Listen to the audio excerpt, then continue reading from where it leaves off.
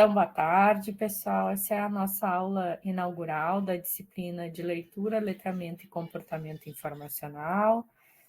Essas são as primeiras disciplinas do curso, então aqui vai ficar para mim a responsabilidade de apresentar para vocês esse conceito de letramento e comportamento informacional, né, que não são a mesma coisa, né, por muitas vezes a gente tem esse problema aí da tradução, enfim, de que alguns pesquisadores escolhem os termos, outros, né, então aqui a gente vai tentar trazer as definições e diferenciar, né?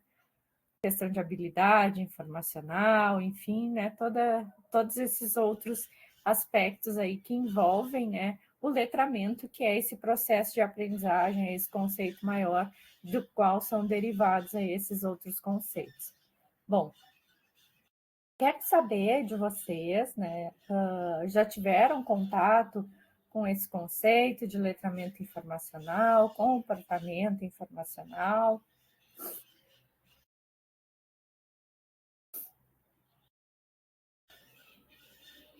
Não teve, maravilha.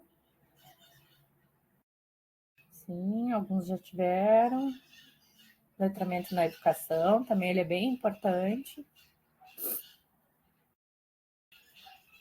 Uhum.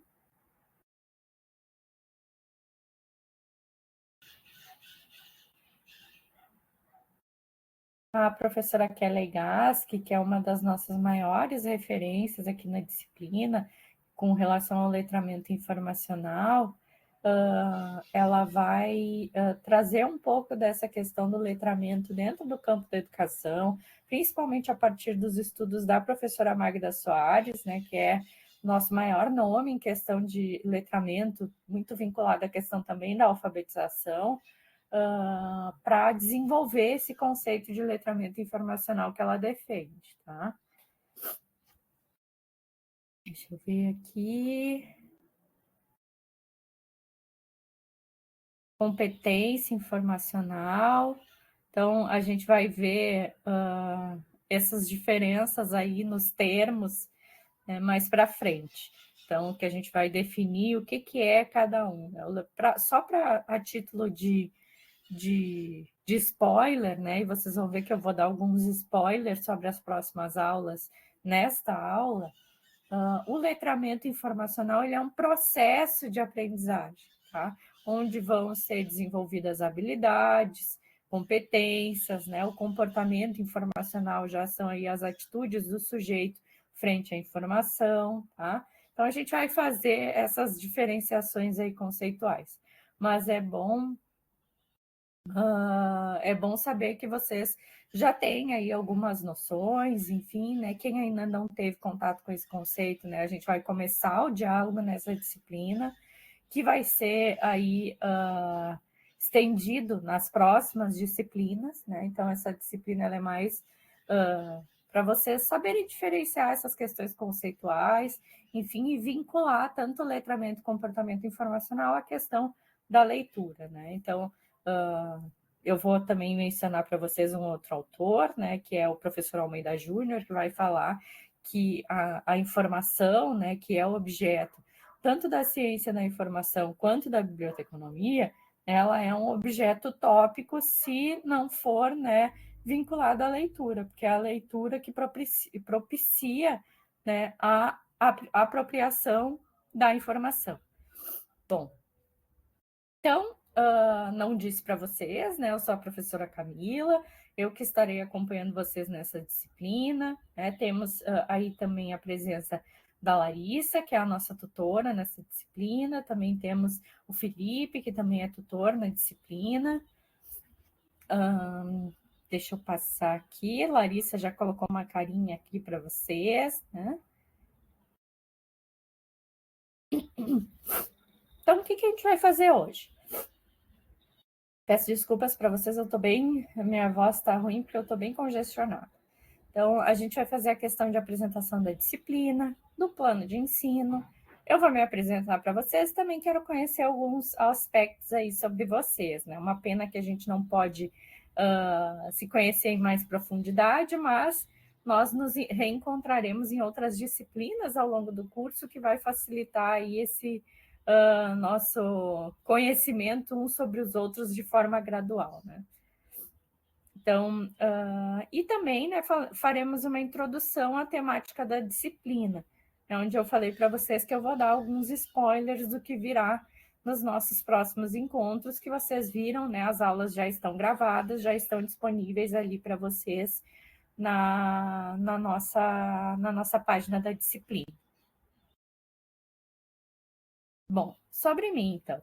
Eu sou, sobre a minha formação, primeiramente. Eu sou formada, primeiro, né, em pedagogia, sou pedagoga. Depois, né, eu fiz um ingresso de diplomado, que é uma modalidade de ingresso na universidade, no curso de biblioteconomia, né, tudo isso lá na Universidade Federal do Rio Grande do Sul. Eu sou gaúcha, nasci em Porto Alegre, capital do Rio Grande do Sul. Me formei, fiz quase toda a minha formação na Universidade Federal do Rio Grande do Sul, a URGS. Então, comecei minha trajetória, né, no curso de pedagogia, me formei. Quando me formei, decidi, muito amparada pela questão de aprofundar os meus estudos nas práticas de leitura, formação de leitores, nas questões voltadas mais para esse eixo social, cultural, enfim, educacional do curso. Fiz aí essa escolha de solicitar o ingresso de diplomado no curso de biblioteconomia. Então, sou também formada em biblioteconomia, tenho duas graduações. Então, depois, na sequência, eu fiz o mestrado e o doutorado em educação. Primeiramente, estudei no mestrado questões voltadas para avaliação em larga escala, né? Então, foi um estudo bem relacionado à minha trajetória como docente que estava iniciando, e eu fui confrontada com uma avaliação em sala de aula, que era a Provinha Brasil, que talvez alguns de vocês conheçam, que era uma avaliação, né, externa, aplicada ali no contexto da escola, com crianças do segundo ano do ensino fundamental, né? Então, muito novas, tendo aquela experiência de prova, com questões de múltipla escolha, um caderno de prova, elas tinham que ficar em silêncio, uma atrás da outra. Então, todo aquele rito de prova, né, que é mais comum mais para frente na educação básica, era aplicado aí às crianças do segundo ano do ensino fundamental. Então, eu estudei um pouco das representações, tanto dos estudantes quanto das professoras, né, de 3 escolas públicas, sobre essa avaliação. Então, esse estudo foi bastante motivado aí pelo meu contexto de inserção docente, do que eu vivenciei na minha sala de aula, né? Então, a pesquisa sempre está ligada à nossa história, enfim, né, às nossas dúvidas, aos nossos questionamentos, né? A pesquisa, ela precisa ter relação com a nossa vida, seja ela profissional, pessoal, enfim, né, para fazer sentido. Bom, o meu doutorado já foi mais voltado para a área de leitura, então eu estudei aspectos, né, dos influenciadores literários, tá? Em perfis de Bookstagram, em canais de Booktube. Então, nesses espaços, né, eu vi como é que os leitores são conduzidos a determinadas práticas. Então, como eles são conduzidos a ler, por exemplo, 100 páginas por dia. Se não conseguem ler 100 páginas por dia, acumulam páginas para o próximo dia. Como eles são conduzidos a ler em diferentes suportes, então, escolhendo, por exemplo, a leitura do Kindle para momentos em que estão viajando, enfim, que não podem levar muitos livros, né? Ou escolher a leitura do impresso, por essa relação sensorial que a gente tem com o impresso, né?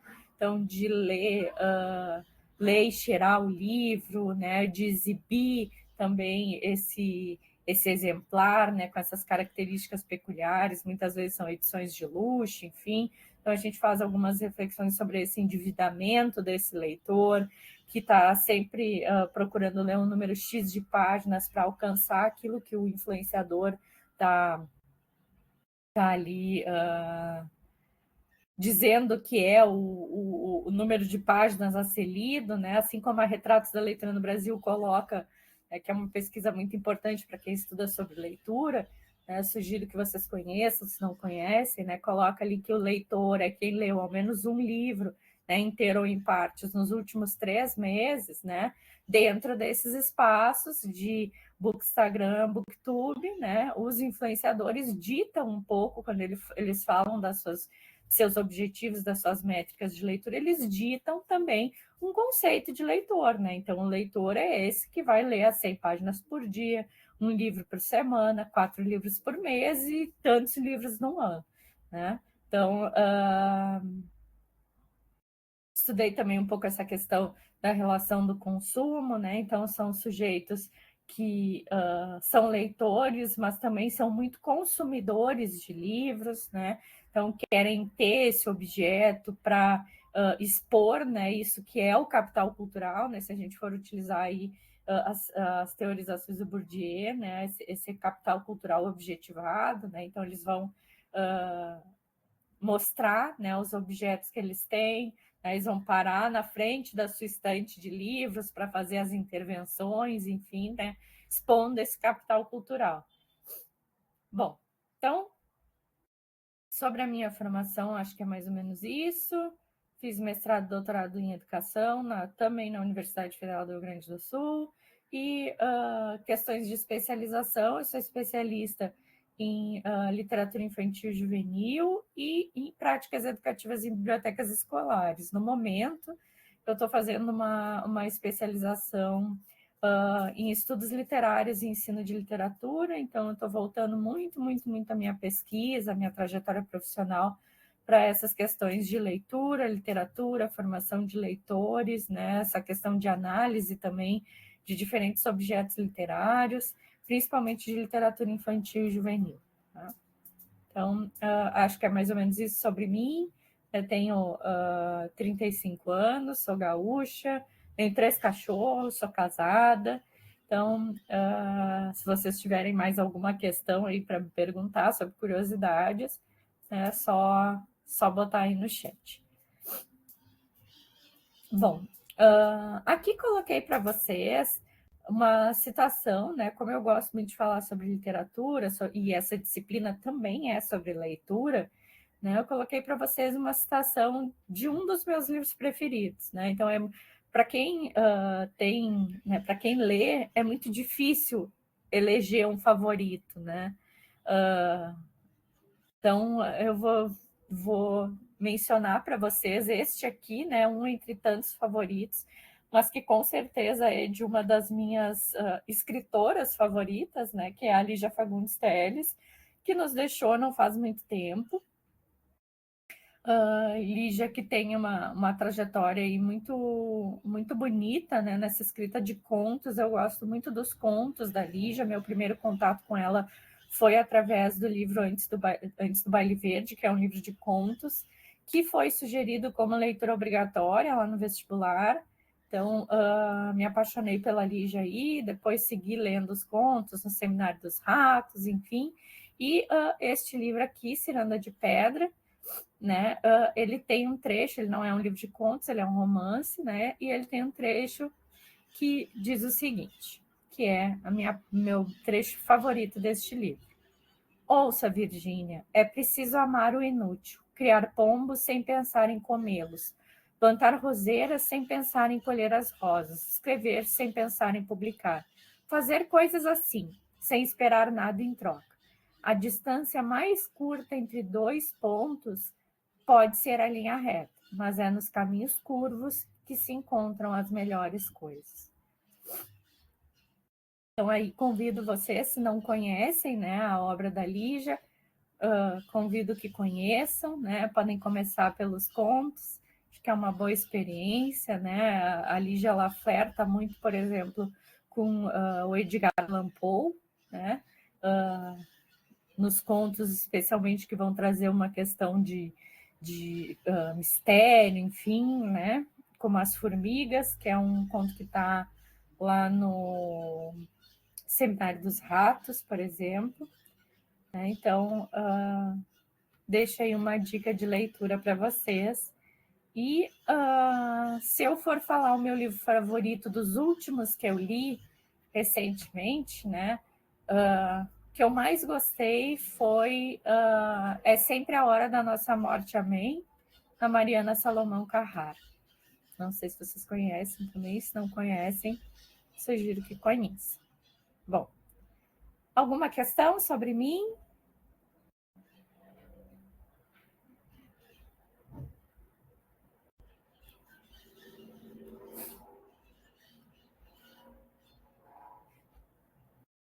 Tudo certo? Maravilha. Larissa está digitando.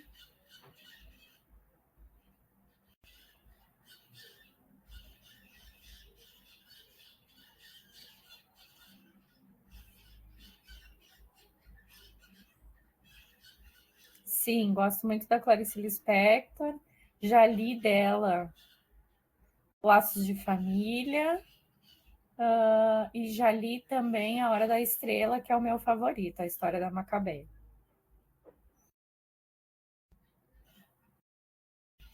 Sim, sim, são duas escritoras maravilhosas. Não sei se tu já viu, Larissa, a Lígia imitando a Clarice. Tem uma entrevista em que a Lígia imita a Clarice, né? Que a Clarice tinha a língua presa e a Clarice era muito séria, né? Ela não tinha esse hábito tanto de sorrir, enfim, a Lígia imita a Clarice. Clarice nos deixou há muito tempo, né? Enfim, a Lígia conseguiu aí ter uma vida mais longa.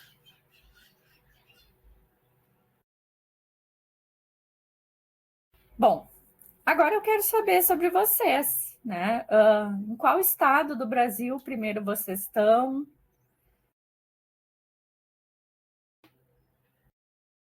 Ah, sim, escritoras mulheres, né? E além disso, né, a gente tem uma tendência muito forte de buscar, né, referências de leitura fora, né? E eu gosto muito de literatura brasileira e de literatura brasileira contemporânea.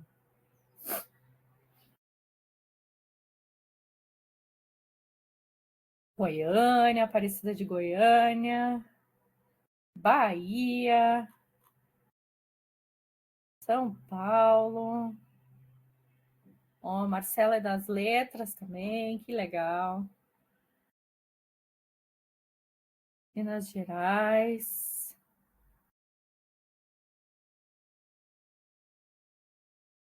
Ó, tem gente de todo canto.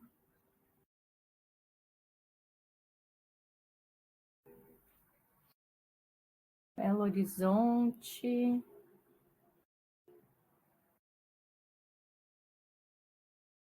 Jornalista. Jornalismo, letras, ó, já temos uma formação bem variada. Depois eu vou querer saber sobre a formação de vocês. Universidade Federal do Ceará, que legal.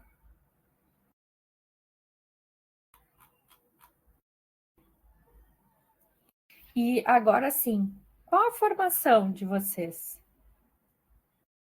Vamos ver a diversidade que a gente tem aqui. Letras, olha que perigo eu falando sobre literatura para o pessoal da letras. Biblioteconomia, pedagogia, artes visuais, geografia, biblioteconomia e documentação, biblioteconomia e CI, jornalismo, letras, biblioteconomia e pedagogia. Mara, nós somos charás de profissão. Que legal. E agora eu quero saber onde é que vocês atuam. Já sei que alguns atuam em universidade.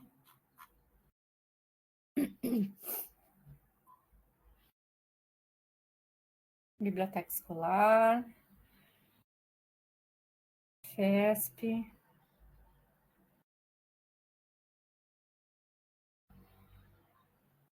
SENAC, recém-formada, biblioteca hospitalar, que legal.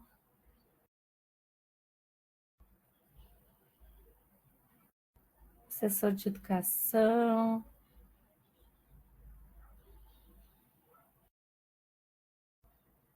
revisora de conteúdo didático,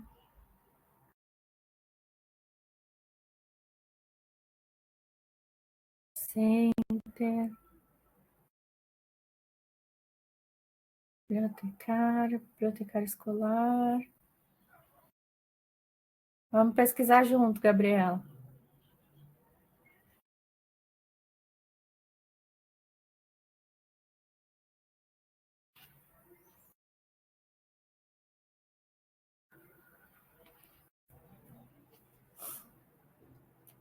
Na USP como bibliotecário. Maravilha, pessoal. Temos pessoas aqui com diferentes formações, né? Temos uma presença muito grande de bibliotecários, né? Que atuam em bibliotecas aí de diferentes tipologias, né? Escolar, hospitalar, enfim, universitária, certo? Então, sejam todos bem-vindos, bem-vindas ao curso. Espero que tanto essa disciplina quanto as próximas, né, consigam aí atingir as expectativas de vocês. E como última pergunta, que não está aqui nos slides, mas que eu fiquei curiosa, né, já que eu falei sobre o meu livro favorito, quero saber de vocês, qual é o livro favorito de vocês do momento, né? Sei que isso é muito difícil de definir, né?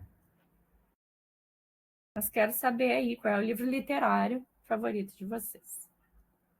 Doutorado, maravilha, está tendo muita discussão, né? Nos últimos tempos. A Belonísia e a Bibiana, né, estão sendo aí alvo de alguns ataques, é ou não é literatura? A Hora da Estrela, Guia do Mochileiro das Galáxias, também um clássico. Literatura Infantil Juvenil, Meridiana Almeida, Ciência e Solidão. Marina, assistiu já a série da Netflix? Eu ainda não assisti, quero assistir.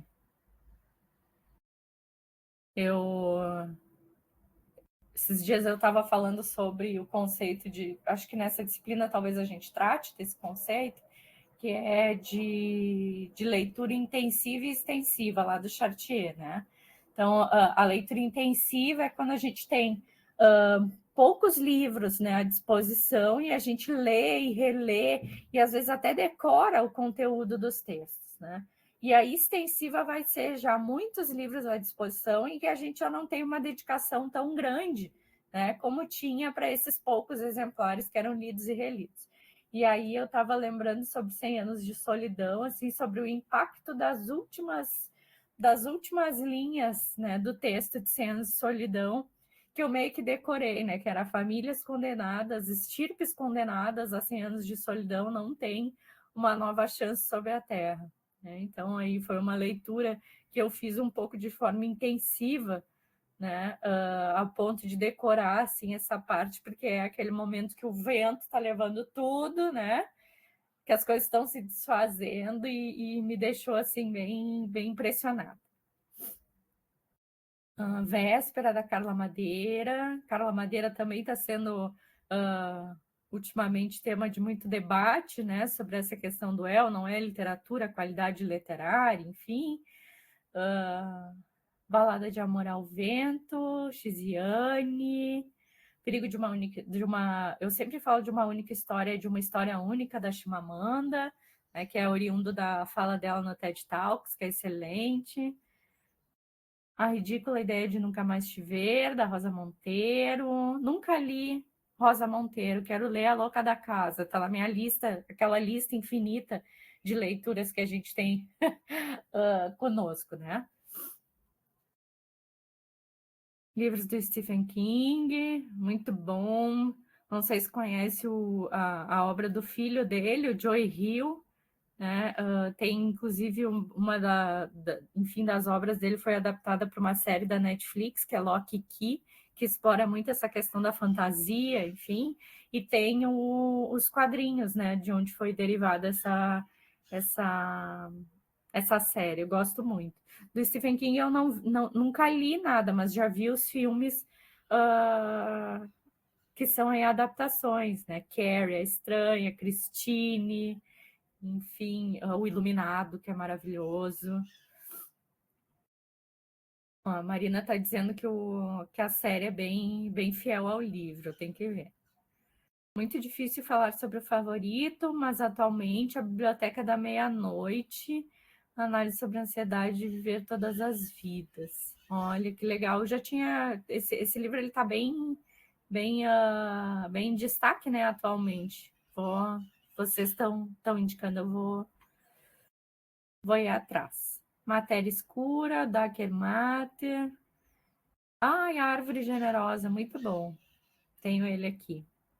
Eu tenho um acervo muito maior de livros infantis e juvenis do que livros teóricos ou até livros de literatura, digamos, né, que não é adjetivada, né, mas literatura adulta, né? Então, enfim, vocês vão ver até aqui pela predominância das cores, né? Eu tenho muito mais livros de literatura infantil e juvenil, que é o que eu estudo, enfim, e gosto muito. Ah, sim, né? Os leitores normalmente preferem os livros, né, do que os filmes. O Lucas está falando aqui.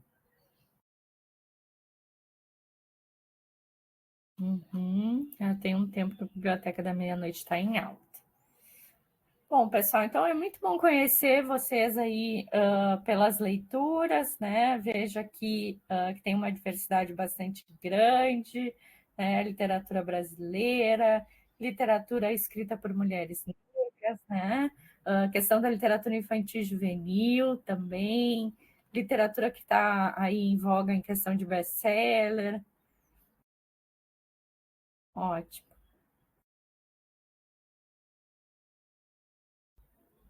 Guerra. José Jorge Letria, com ilustrações do filho dele. Esse eu não conheço. Vou colocar aqui para vou dar uma olhada. A guerra. A guerra é menção a qual guerra? Como assim? É sobre. Olhei aqui pela capa. Me faz lembrar alguma coisa sobre Segunda Guerra ou não?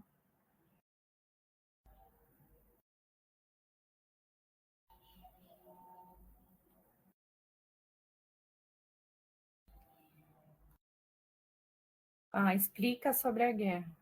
Um que eu comprei muito recentemente, que é de literatura infantil juvenil, que trata sobre questões envoltas à guerra, Segunda Guerra, mais especificamente, é o Fumaça, do Anton Fortes. Não sei se vocês conhecem, é muito bom, muito muito bom no sentido também de muito duro, assim, né? Quando a gente fala em literatura para crianças e jovens, a gente tem uma tendência, baseada no nosso conceito que nasceu aí no modernismo, enfim, vem sendo aí formado desde então, de infância e de juventude, né? Então a gente tem a infância e a juventude como uma época que é para ser protegida, a gente tem legislação, que é o ECA, enfim, a gente tem toda uma questão de colocar sob uma redoma, mas essas crianças e esses jovens, eles estão, né, aí dentro da sociedade essa que também tem, né, as suas problemáticas, e a literatura ela pode ser mais uma forma aí de problematizar, né, de conhecer outras vidas, outras experiências e até rever as nossas próprias experiências.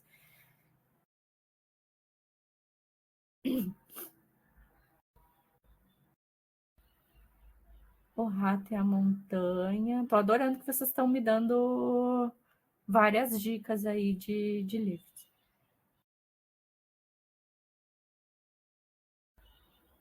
Nas ilustrações.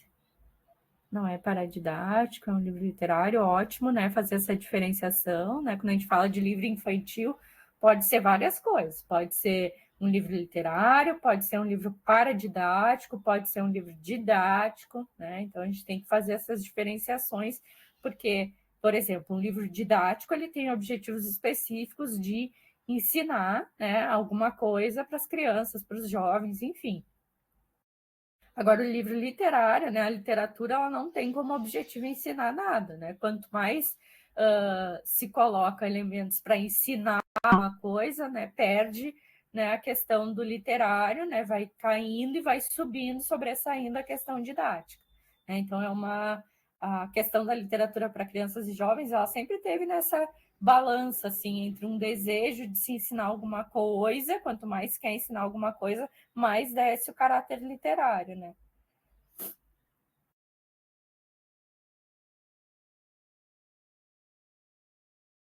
A Aline Bey também está bem em destaque atualmente.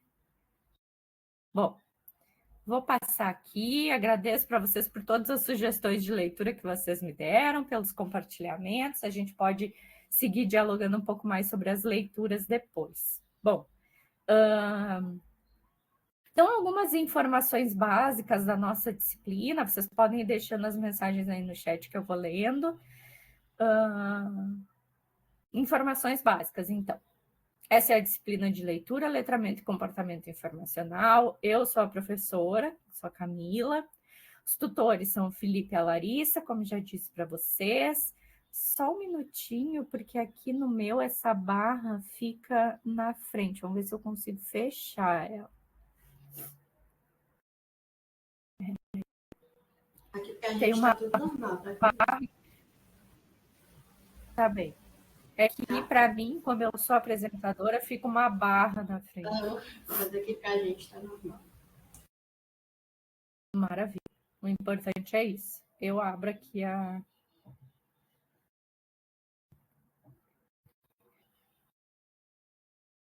Mesmo com essa barra na frente, eu acho que eu sei a carga horária de cor, que é 60 horas. Acertei? Certinho. Uhum. São 4 semanas de aula, com início, né, no último domingo, no dia 31 de 8 de 2024, e finalização no dia 28 de 9 de 2024. 25. Não, 28. Aqui 28? Tá. Aqui tá 28. Uhum. Tá certo. Eu só esqueci de trocar ali a questão do ano e não estava vendo essa parte de baixo, que é 28 do 9. Tá? Então, a nossa disciplina ela vai ter mais ou menos um mês.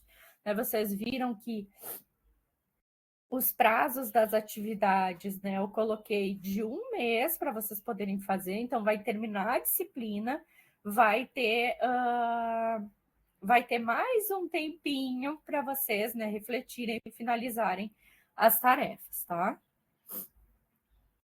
Essa barra, gente, é quando a gente fica com a função de apresentar os slides, fica uma barra aqui, ó, para a gente, por exemplo, poder mexer na apresentação, ó, se quiser riscar a apresentação, estão vendo? Sim, tá aparecendo toda.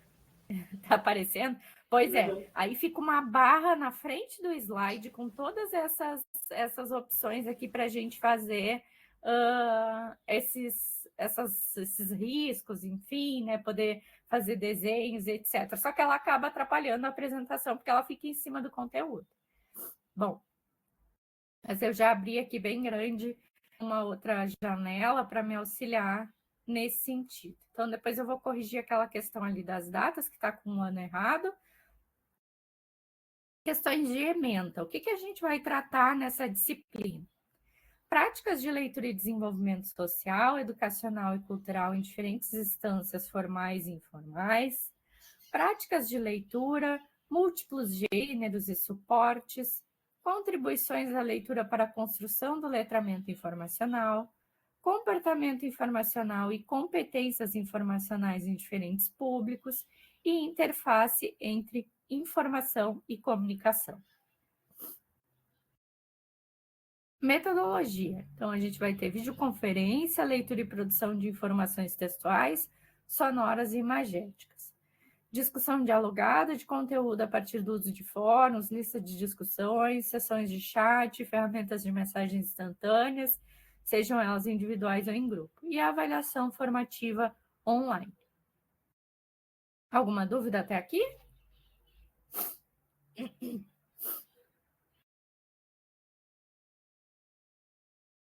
Tranquilo? Maravilha. Então, o nosso programa da disciplina, ele está dividido aí em 2 unidades. Então, a primeira unidade, a gente vai tratar sobre a questão da leitura e a segunda sobre letramento e comportamento informacional. Dentro da primeira unidade, né, o nosso primeiro tópico vai ser leitura e leitores, aspectos históricos, conceituais e teóricos, tá?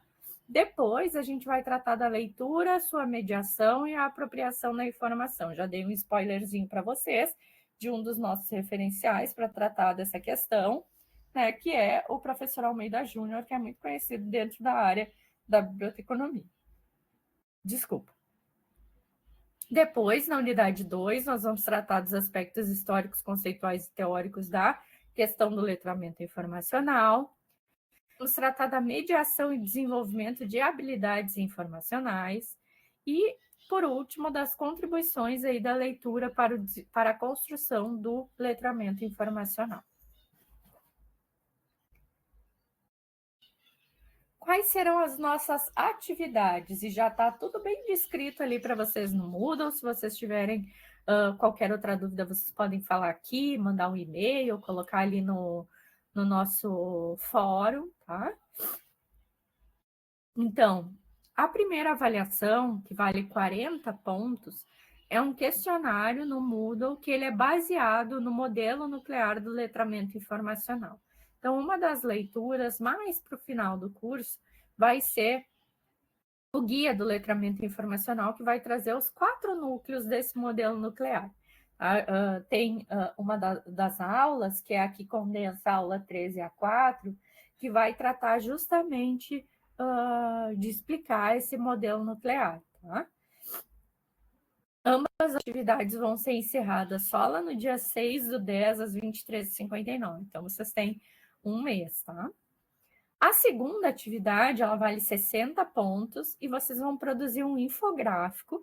Então, quando a gente trata de infográfico, né, a gente tem uma informação que é organizada de forma bastante objetiva, com bastante destaque para a visualidade, né? Então, tem que ter elementos aí visuais que sejam conectados, né, à temática. Vocês vão produzir um infográfico, eu deixei alguns exemplos, agora eu vi que um link está quebrado, eu vou retomar ele para vocês. Tem um exemplo da Biblioteca Nacional, tem um exemplo da Biblioteca da FGV. Eu vou retomar e vou ver esse link que quebrou, tá? Mas vocês vão fazer nesse infográfico, né, a sistematização de uma proposta de ação para o desenvolvimento do letramento informacional, tá? Então, uma ação educativa, né, que vise o desenvolvimento do letramento informacional. E o prazo para o envio é dia 6/10, às 23h59. Alguma dúvida até aqui?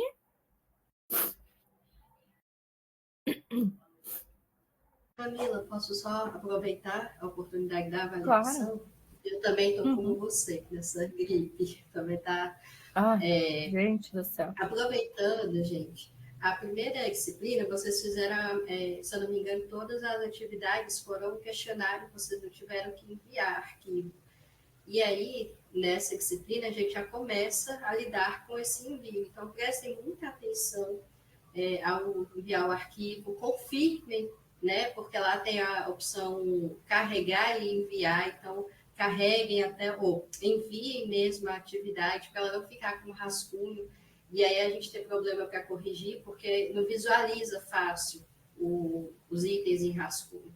Então, prestem atenção nessa questão da inserção do arquivo da atividade, certinho? Qualquer dúvida, pode enviar e-mail ou mensagem lá pelo chat para mim, que a gente vai auxiliando vocês. Isso. Então, eu sei que é um momento de vocês de mexer na plataforma, alguns ainda estão sem acesso, enfim, né? Explorem bastante. E também não esqueçam, né, que nós estamos aqui para apoiar, tanto eu, Larissa, Felipe, enfim, né? Entrem em contato conosco que a gente vai fazer aí o possível e o impossível também para auxiliar vocês, tá? Fico feliz que vocês tenham gostado da ideia do infográfico. A ideia é que, se vocês nunca produziram um, né, que vocês já comecem a desenvolver o letramento informacional de vocês, de buscar informações sobre como fazer, né? A gente traz aí algumas ideias, enfim, mas a ideia é que vocês também, né, de forma autônoma, vão aí buscar, né, desenvolver esse letramento informacional aí na produção de diferentes tipos, né, de textos, tá? Bom, então, nosso cronograma, tá? Então, a gente está na nossa semana 1. Nessa semana que a gente tem a aula inaugural, que vai ser de apresentação da disciplina, enfim. Depois vem, na semana 2, os tópicos sobre leitura e leitores, e leitura, mediação e apropriação da informação. Então, tem uma série de referências aqui. E o que acontece? Para mim, era impossível falar sobre leitura sem mencionar esses autores aqui que eu mencionei. Então, Almeida Júnior, Chartier, Freire, Soares, enfim. Então, e eu estava pensando como é que eu ia fazer isso, tendo em vista que não tinha um texto, né, que condensasse todas essas ideias para eu indicar a leitura para vocês, né? Então, eu resolvi, né, fazer uma síntese, e vocês vão ver ali na aula que eu gravei, né, das ideias desses autores, tá, para trazer para vocês. Se vocês conseguirem acesso ao texto, né, melhor.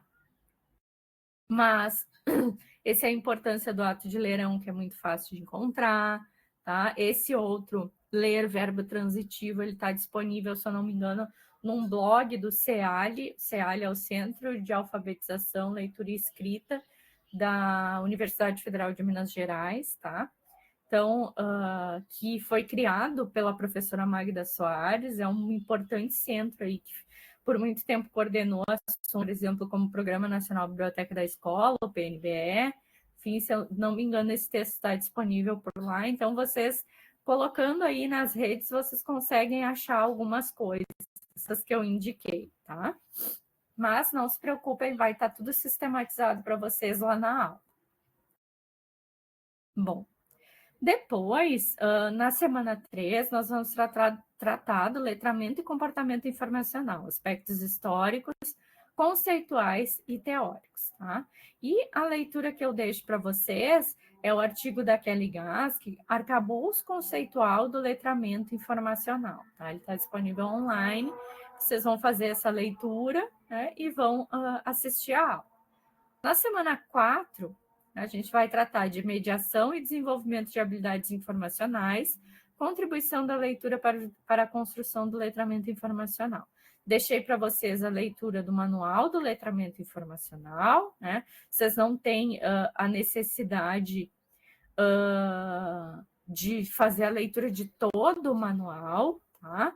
Mas leiam ali principalmente a parte que vai tratar do modelo nuclear, que vai auxiliar vocês, inclusive, nas escolhas, né, para o trabalho final, que é o infográfico.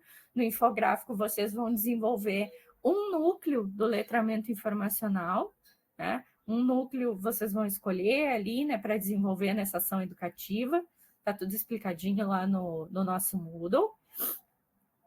Com certeza, Larissa, essa é uma leitura aí fundante, né? Então, do letramento informacional, né? Esse artigo é muito bom para a gente compreender as questões. Inclusive, ver como o letramento informacional, né, ele está ligado também aos estudos de letramento dentro do campo da educação, né? Que é o que a Kelly Gask vai defender aí, vai mostrar como ela escolhe letramento como tradução para o Information Literacy. Bom, e como leitura complementar, eu coloquei um texto da Bernadette Campelo, que também trata muito sobre a questão do letramento informacional. Alguma dúvida até aqui?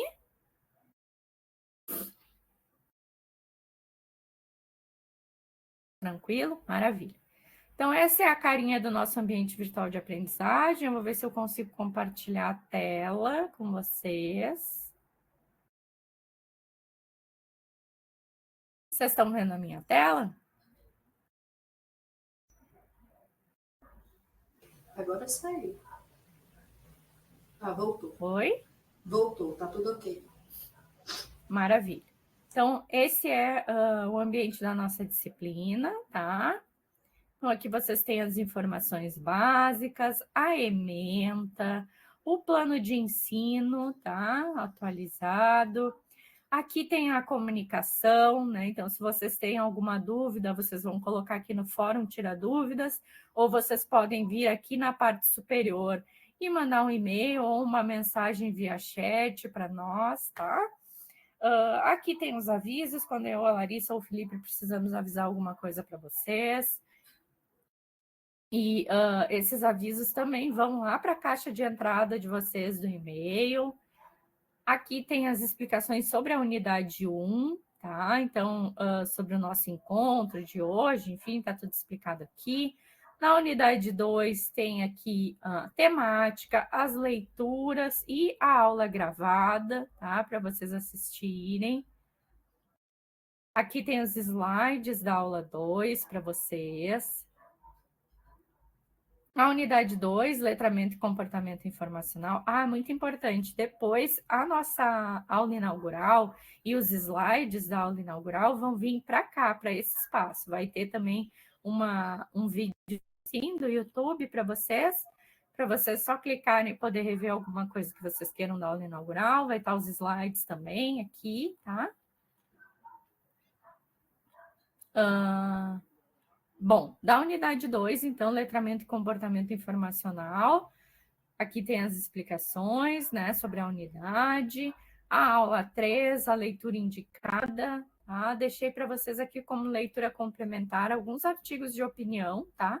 Que a professora Kelly Gask publicou, que pode auxiliar vocês na compreensão do conceito. Então, letramento informacional, ensino-aprendizagem, letramento informacional, como sobreviver à internet, e outros sobre fake news, né? Então, o desenvolvimento do letramento informacional, ele é essencial no combate, né, às notícias falsas, porque ser proficiente no uso da informação é saber olhá-la de forma crítica, né, saber verificar, fazer checagem de fatos, enfim. Né? Então, são assuntos que estão aí ligados. Bom, por último, né, a semana 4, aqui tem as temáticas, a leitura indicada, com os links. Se algum link estiver quebrado, avisem, né? Eu dei uma conferida, mas vocês viram que um outro link quebrou aí depois da minha conferência. Hoje fui abrir novamente, estava quebrado, mas eu vou fazer mais um pente fino aqui. Se quebrar no meio do caminho, vocês não encontrarem, me avisem. Talvez eu tenha o PDF salvo aqui. Não sei se não vai ser um PDF cheio das minhas anotações, mas tem salvo aqui. Então, aqui está a aula gravada, né, os slides dessa aula 13 e 4, que eu condensei no mesmo vídeo. E aqui as explicações sobre as atividades. Então, vocês têm a atividade 1, que é o questionário baseado no modelo nuclear do letramento informacional. Tá? Então, vocês têm aqui os 4 núcleos e as perguntas vão ser sobre esses 4 núcleos do modelo nuclear do letramento informacional. Então, núcleo 1, necessidade de informação e problema de pesquisa. Núcleo 2, acesso eficaz e eficiente à informação. Núcleo 3, uso da informação de forma ética e legal. E núcleo 4, comunicação da informação. Tá? Então, vocês têm aqui algumas perguntas relacionadas a esses núcleos, às vezes trazendo elementos, né, práticos para vocês refletirem qual é o núcleo que está sendo desenvolvido a partir daquele elemento. Tá? A atividade 2, e aqui eu vou ler com vocês para ver se já tem alguma dúvida com relação, deixa eu ver aqui, não tem nenhuma pergunta. Tá? Vou ler com vocês para vocês já verem se tem alguma dúvida, né? Talvez as dúvidas surjam ao meio do caminho, mas é bom para a gente já explorar. A atividade 2, então, do infográfico, vocês vão fazer nesse infográfico uma proposta de ação educativa para o desenvolvimento do letramento informacional. Então, a partir do que estudamos na disciplina, construa um infográfico que aborde uma proposta de ação educativa para o desenvolvimento do letramento informacional associado à leitura. Para isso, tenha como público-alvo da proposta os sujeitos com os quais você trabalha. Caso você não esteja atuando, indique um público-alvo para a proposta. Observe o roteiro para a construção do trabalho, tá? Então, primeiro, vocês vão ter que inserir no infográfico, né? O nome de vocês, a universidade, o curso, a disciplina, o nome da docente e o ano, né? Esses são os dados de identificação. Depois, vocês vão escolher um dos núcleos do letramento, do modelo nuclear do letramento informacional, e dentro dele, um conceito para desenvolver a ação educativa. Vocês vão ver que lá no modelo nuclear, né, por exemplo, no núcleo 1, necessidade de informação e problema de pesquisa, tá? Vai ter ao lado do núcleo os conceitos que ele vai desenvolver. Então, vocês vão escolher, além do núcleo, dentro do núcleo, um conceito, tá? E vai explicitar também lá no infográfico qual será o núcleo, o conceito a ser trabalhado. Depois, defina brevemente sua fundamentação teórica para a proposição da ação educativa. Lembre-se de inserir citações conforme as normas da ABNT, por exemplo. Então, aqui eu coloquei um exemplo de fundamentação. Esta proposta está fundamentada na concepção de Freire, 2007, sobre a leitura, em que a leitura do mundo precede a leitura da palavra. Tal concepção parte da leitura crítica que relaciona o contexto e o texto, tá? Essa é uma referência, né, que eu cito durante as aulas. Vocês podem usar tanto referências de fora da disciplina, né, quanto referências, né, que eu já citei no material. Então, depois, defina um objetivo para a ação educativa, tá? Então, os objetivos, eles sempre começam com um verbo. Por exemplo, construir estratégias de avaliação da informação mediante leitura crítica de conteúdos oriundos das redes sociais.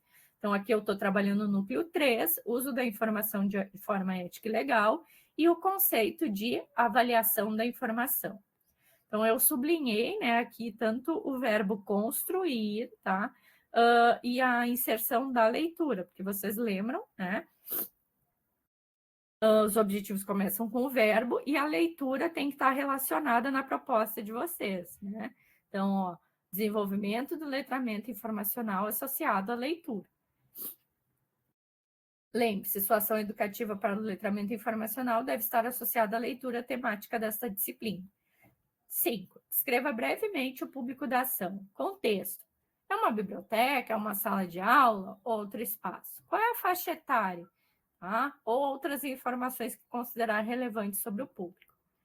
6. Descreva a ação educativa. Então, apresente um roteiro da ação e descreva as estratégias utilizadas para atingir o objetivo que você traçou. 7. Indique os recursos que serão utilizados. Então, computador, celulares, livros, textos. 8. Indique as referências, conforme as normas da ABNT, utilizadas no seu infográfico, tá? E aqui eu dou algumas dicas, tá, do que vocês podem utilizar, né, para produzir esse infográfico, PowerPoint, Canva. Alguns vídeos no YouTube oferecem tutoriais para fazer infográficos nessas ferramentas. Aqui tem uma lista, né, de ferramentas que podem ser utilizadas para produzir infográficos. Também, né, a gente incentiva que vocês utilizem as habilidades informacionais de vocês para buscar estratégias na construção do infográfico, né? Então, esse é um gênero textual que traz a informação sistematizada, objetiva, né? E é complementado por imagens que tornam o objeto atrativo visualmente, né? Então, o foco do infográfico não é só o texto, é uma informação organizada com um apoio visual. Então, alguns exemplos de infográfico que podem ser encontrados, tá? Esse aqui é o da Biblioteca Nacional, que está funcionando, e esse aqui da Biblioteca Digital da Fundação Getúlio Vargas, que está com o link quebrado, mas eu vou corrigir. Critérios de avaliação. Então, vocês têm aí 30 pontos para o atendimento ao anunciado e demonstração de apropriação do referencial teórico da disciplina. 10 pontos para a qualidade da redação, considerando aspectos gramaticais. 10 pontos para adequação às normas da ABNT e 10 pontos da qualidade do investimento estético na produção do material. Né? Então, também atenção de vocês, porque não vai ser tolerado o plágio, possível uso do chat GPT. Aqui é o espaço para vocês para postagem da atividade 2. Alguma dúvida?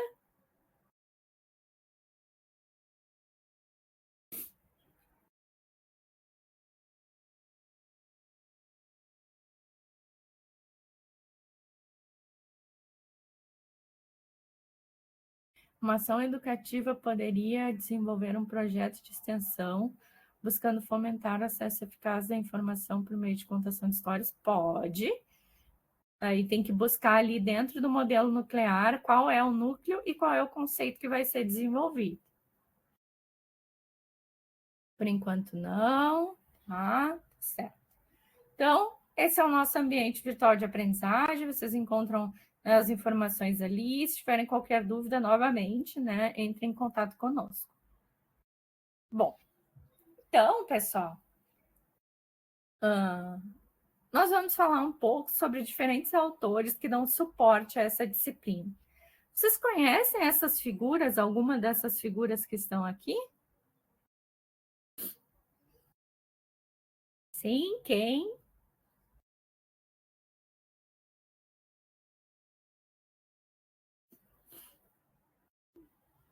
Paulo Freire, Paulo Freire aqui, Magda Soares. Quem mais?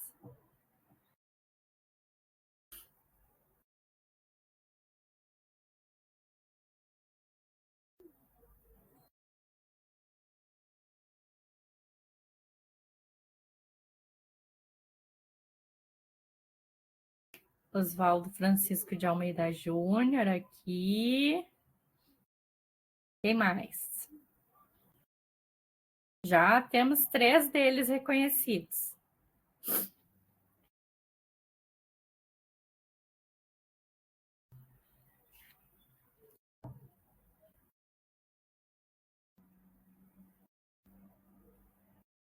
Ó, vou dar o spoiler para vocês. Professora Bernadette Campelo, professora Kelly Gaski e professor Roger Chartier. Né? Então, 6 são professores.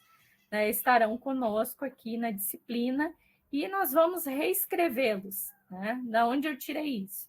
Então, esse é um trecho de um livro de uma professora lá da Faculdade de Educação da Universidade Federal do Rio Grande do Sul, que é a Rosa Maria Bueno Fischer, que ela vai tratar um pouco sobre a questão da escrita acadêmica, tá? Ao falar sobre a escrita acadêmica, ela diz que a gente reescreve os autores. Vou ler essa citação aqui do texto dela, onde ela explica essa ideia. Então, ao utilizar um autor na escrita acadêmica, nós, de certa forma, o reescrevemos. Nós nos apropriamos dele e continuamos sua obra. Tensionamos os conceitos que ele criou, submetemos à discussão uma teoria, porque a mergulhamos no empírico, no estudo de um objeto por nós selecionado que ultrapassa, vai além dos objetos que o autor escolhido elegeu. Justamente porque nossa história é outra, nossos lugares e tempos são outros. Reescrever um autor, apropriar-se dele, é vasculhar em suas formulações teóricas um ponto de encontro com nós mesmos, com aquilo que escolhemos como objeto, com aquilo que nós investimos nossa vida, nosso trabalho e nosso pensamento. Então, é isso que nós vamos fazer aqui ao longo da disciplina, que eu espero que vocês façam, né, durante o exercício de ler os textos, ouvir as aulas, né, que é fazer essa conexão entre as teorias que a gente está estudando e aquilo que vocês vivenciam no dia a dia de vocês, né, aquilo que faz sentido para vocês. Então, essa nossa reescrita é um ato de aproximação entre os autores, né, e nós mesmos, certo? Então, aqui as fotos coloridinhas, né, para vocês verem quem é quem. Bom, alguns spoilers, então, do que a gente vai ver nas próximas aulas relacionadas à leitura e ao letramento informacional. Então, esse primeiro spoiler eu já dei para vocês, tá? Que é sobre a leitura, né, que é o que torna a informação, que é o objeto de estudo da ciência da informação e da biblioteconomia, algo passível de apropriação pelo sujeito. Então, a gente vai ter, sem a leitura, a informação é um objeto utópico, né? Ela não serve para nada para os indivíduos, né? Os indivíduos têm que se aproximar dessa informação, se apropriar dela para que eles possam, né, enfim, construir conhecimento, mudar suas trajetórias, enfim.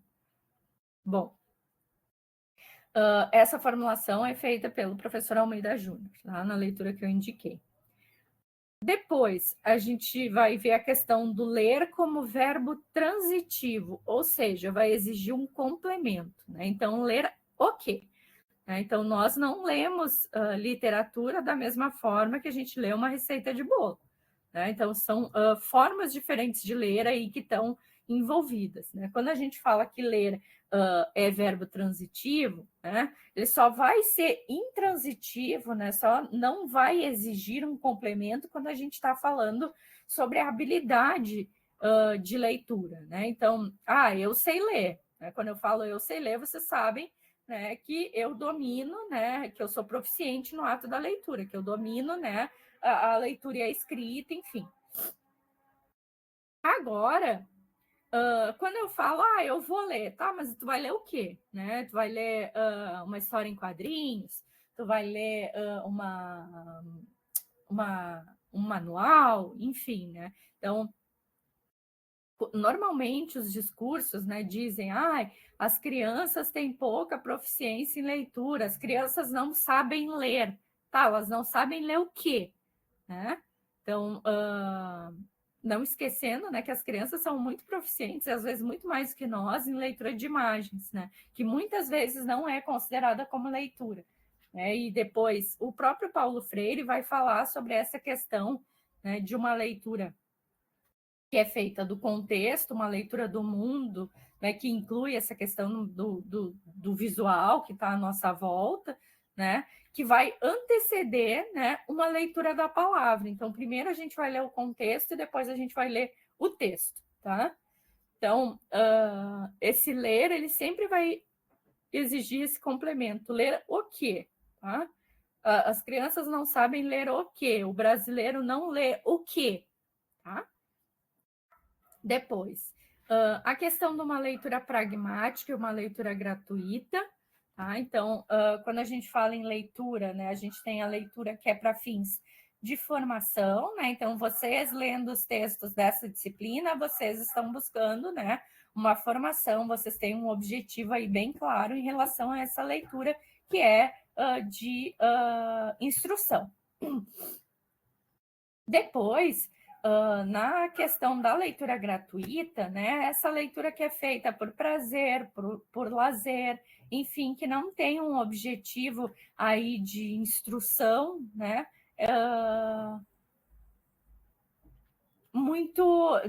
é lógico que a gente lê também para, enfim, para ampliar nossa bagagem cultural, né, mas não tem um objetivo rígido, né, de educação, enfim, né, de instrução ali por trás. Tá? Então, é a Magda Soares que faz essa diferenciação aí da leitura enquanto verbo transitivo, né, que implica esse complemento de ler o quê, tanto dessa leitura que é pragmática e essa leitura que é gratuita. Já falei para vocês, né, sobre esse conceito muito famoso aí do Paulo Freire, sobre leitura do texto e do contexto, né, essa questão de ler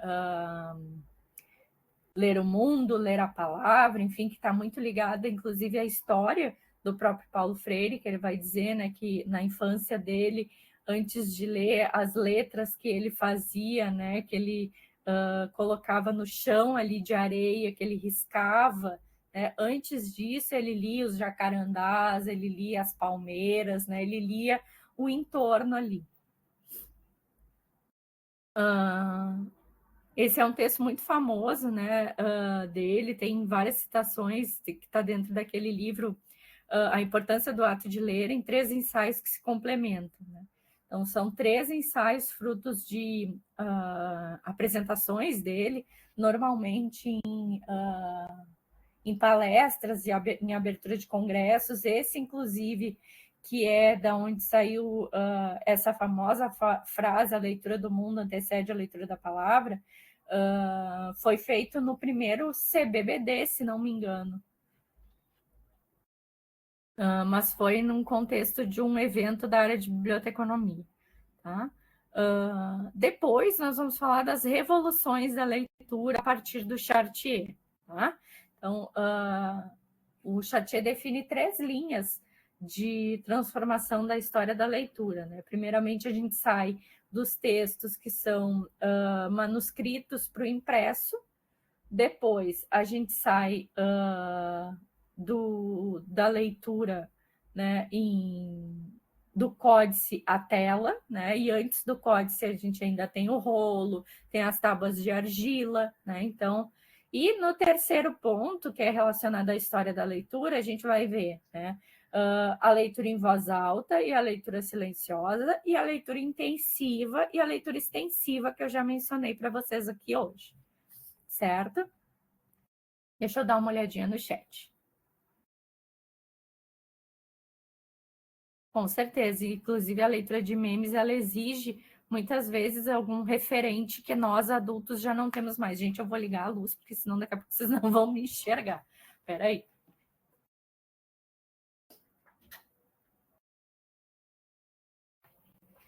Pronto. Então daqui a pouco eu fico que nem o Gasparzinho. Então, às vezes tem alguma referência por trás que nós desconhecemos, né? Isso, Gabriela. Esse aqui fala muito sobre a leitura do contexto, né? Então,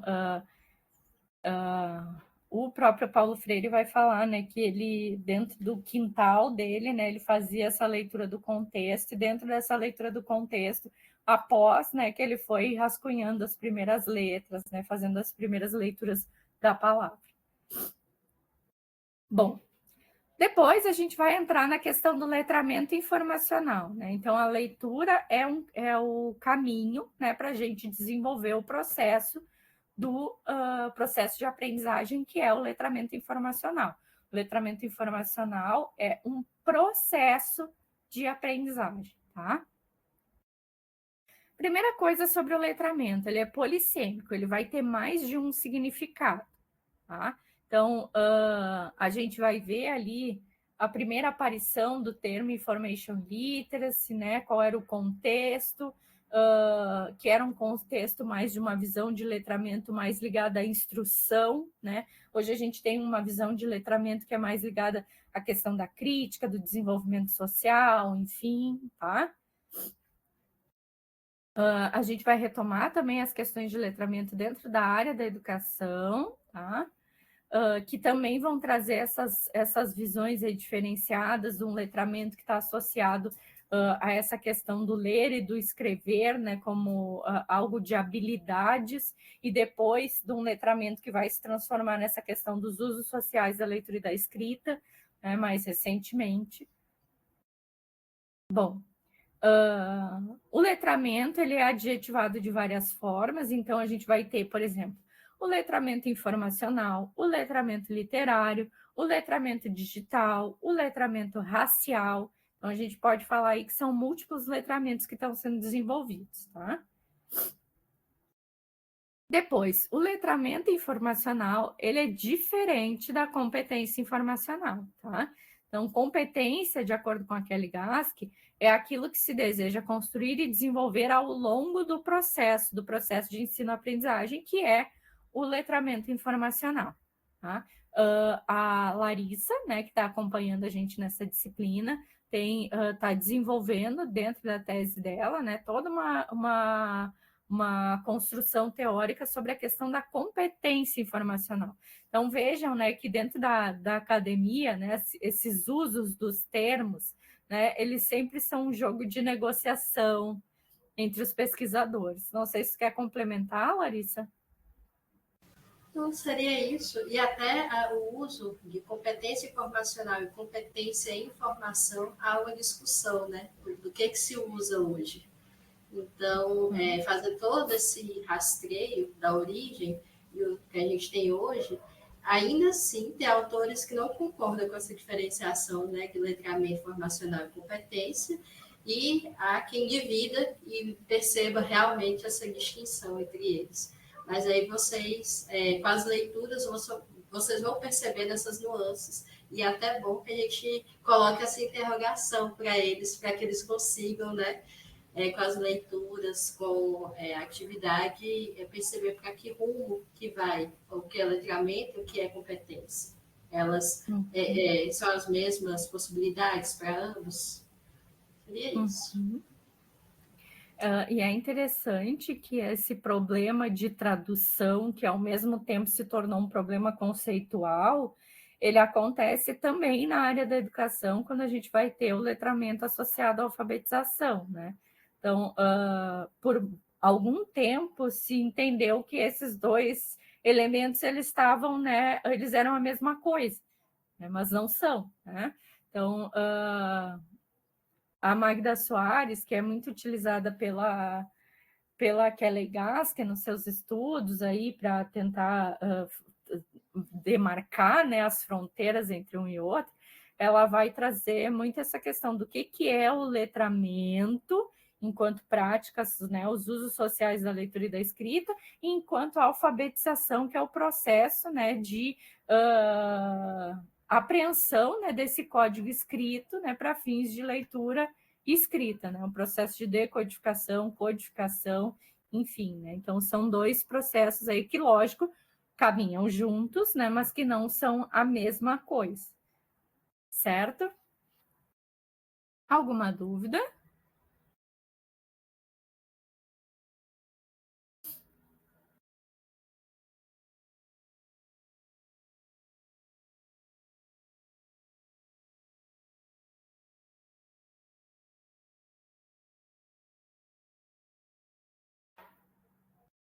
Não?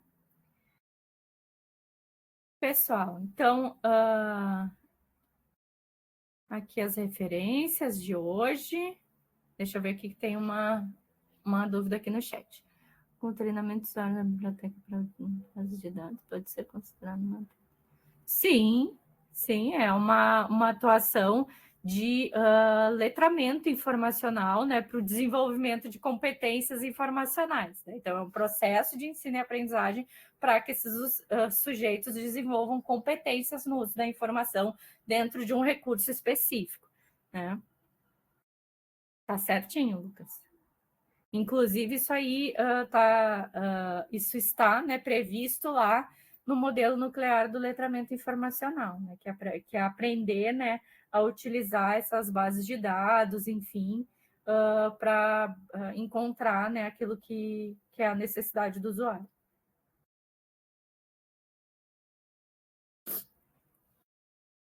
Alguma questão, pessoal? Por hoje era só de spoilers. Estamos nos encaminhando para o fim da nossa aula. Ó, que milagre, os meus cachorros só falaram com vocês no final da aula.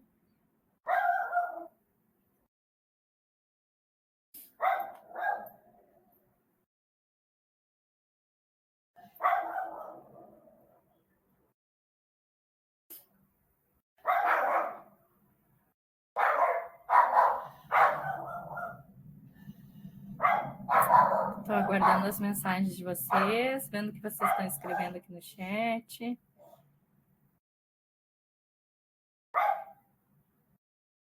Bom que vocês gostaram, fico feliz. Agora acessem os materiais, façam as leituras. Espero que os materiais sejam instrutivos para vocês, no sentido de compreensão dos conceitos. Lembrem-se que esses conceitos vão ser retomados ao longo do curso, né? Mas aqui vocês já vão ter uma boa base para continuar.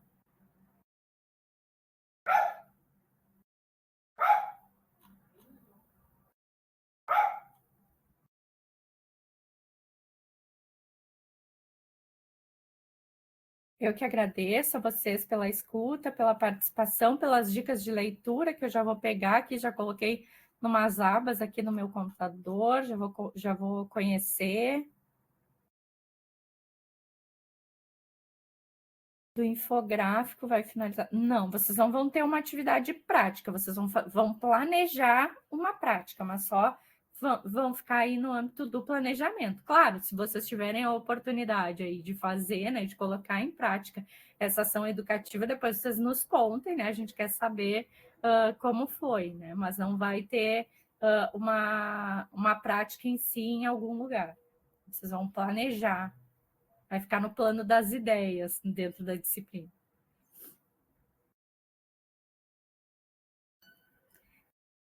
Então, pessoal, eu que agradeço a vocês. Vamos encerrando a nossa aula. Peço desculpas novamente pelo nosso pequeno atraso, né? Foi a questão da própria plataforma mesmo. Como não, nem eu e a Larissa que criamos esse link, a gente não conseguia entrar como administrador e não conseguia dar o start na aula. Então, a gente estava na mesma tela que vocês ali esperando um moderador entrar. Então, quando a gente teve uma moderação que conseguiu entrar, foi que a gente conseguiu dar o início, né? Então, a gente pede desculpas, a gente já estava aí desde, acho que 10 para 5, conversando ali, que a gente não conseguia, tentando encontrar uma solução. Agradeço a Larissa pelo apoio. Essa aula vai ficar gravada para vocês, se vocês quiserem retomar algum elemento, tá? Desejo uma boa continuidade aí da disciplina. Nós vamos nos ver em outra disciplina, né, ao longo do curso, que é a disciplina de metodologia da pesquisa em ambientes educacionais, que vai ser lá para o final do curso. Acredito que lá por agosto do ano que vem, que a gente vai voltar a se ver. Então, vocês já vão estar quase finalizando o curso, vocês vão ver que o tempo vai passar assim, ó. Eu dou essa aula para vocês, daqui a pouco a gente já está junto lá na metodologia, tá? Então, obrigada para vocês, desejo um bom final de semana, certo? E nos vemos aí, qualquer coisa, entre em contato comigo, com a Larissa, nós estamos à disposição para auxiliar, certo? Boa noite, um abraço. Camila, só lembre de pausar a gravação. Tá certo, vou pausar aqui já.